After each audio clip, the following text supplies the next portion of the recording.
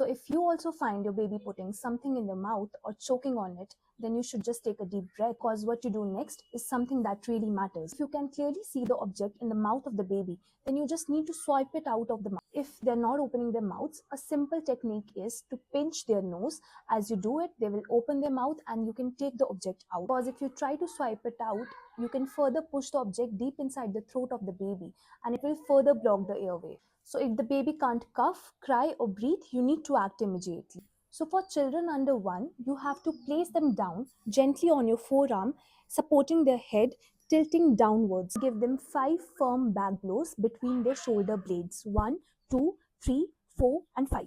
Make sure that the position is very important. The child should be tilted downward so that with the gravity, the objects come down and out. And then flip the baby upside down and then use your fingers or palm for chest thrust or abdominal thrust. Again on the count of 5.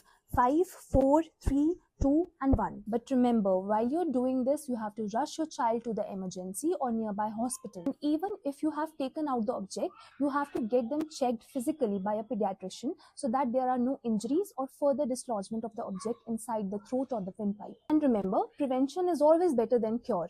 So always keep such small objects away from a baby that they can choke on. Thank you, and do share to as many new parents as you can.